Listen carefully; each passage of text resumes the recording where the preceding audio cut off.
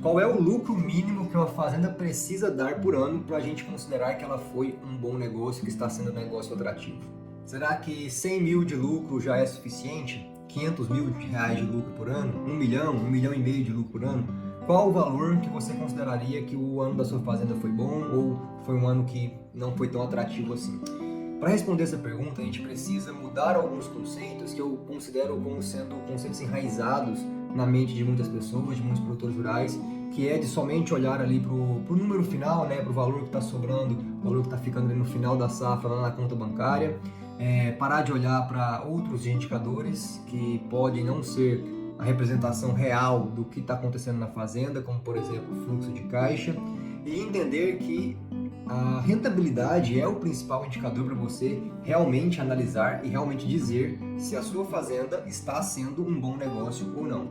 E essa rentabilidade, ela é calculada e entendida quando você pega esse lucro que a sua fazenda deu no ano, e eu faço sempre aquela observação de que lucro é uma coisa, fluxo de caixa é outra. Aqui nós estamos falando especificamente do lucro. Quando você pega esse lucro e compara ele com o capital que você tem investido lá na sua fazenda. Então, o capital que você tem investido em terras, o capital que você tem investido em máquinas, em construções, em gado, em estoques. Então, todos esses recursos produtivos, eles são investimentos que você fez, capital seu que foi alocado para esses ativos e que precisam rentabilizar, precisam gerar retorno. E esse retorno é gerado pelo lucro da sua fazenda no ano. E aí, quando você analisa esse lucro em relação ao total que você tem investido nesse negócio, aí sim você vai começar a ter uma visão para entender se esse investimento que você fez na fazenda está realmente valendo a pena, está sendo atrativo, está compensando. Por exemplo, vamos supor que a sua fazenda deu 500 mil reais de lucro no ano. Pode ser um valor bom, pode ser um valor ruim, dependendo aí da visão de cada um. Mas se você pegar esse número e analisar ele sobre um patrimônio investido na fazenda de 15 milhões, por exemplo, a gente vai chegar num número aqui aproximadamente, né, de 3% de rentabilidade. 3% de rentabilidade no ano para você é algo bom? Na maioria dos casos, na maioria das pessoas vai achar que é uma resposta ruim, porque na verdade 3% ao ano de retorno é um indicador, é uma rentabilidade muito baixa.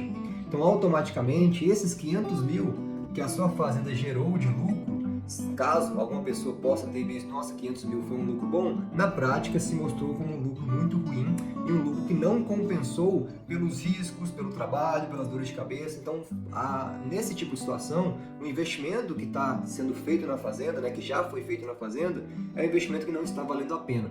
E aí você precisa alterar algumas coisas, precisa pensar, analisar, estudar os números para entender o que está acontecendo, o que pode ser melhorado, se é que algo pode ser melhorado, para que no futuro, nos próximos anos, essa realidade se transforme e transforme isso para algo positivo. E um último comentário final é que sim, obviamente, né, eu sempre falo isso porque sempre surge essa dúvida, você precisa incluir a valorização de terras, na verdade a variação de preço das terras nesse lucro que você está considerando ali, porque a variação ela pode ser algo significativo para você, mas que é fundamental que você também analise essa rentabilidade, né, esse lucro em relação ao total que está investido lá, somente com as atividades produtivas, ou seja, sem considerar a variação do preço de terras. Por quê? Porque você poderia estar se beneficiando dessa variação dos preços das terras sem estar produzindo. Você poderia ter a terra e estar arrendando ela, por exemplo. Então, na medida que você assumiu os riscos da produção, os riscos da atividade, espera-se que essa atividade também compense por esses riscos e comece a te gerar retorno atrativo para produzir. Se não, caso contrário, bastaria você somente ser dono de imóvel, sem ter a produção envolvida na fazenda. Então, é importante que você analise sim a rentabilidade, né, com a terra, a variação de preço da terra inclusa, mas também é fundamental que você faça a análise sem essa variação de terra para entender qual está sendo a rentabilidade da atividade produtiva, do negócio. Portanto, faça as duas análises e aí tome suas conclusões, tome suas decisões com base nesses números. Caso você tenha achado interessante esse vídeo, tenha te ajudado de alguma forma, compartilhe com um amigo, envia para algum colega aí que você acha que também possa se interessar.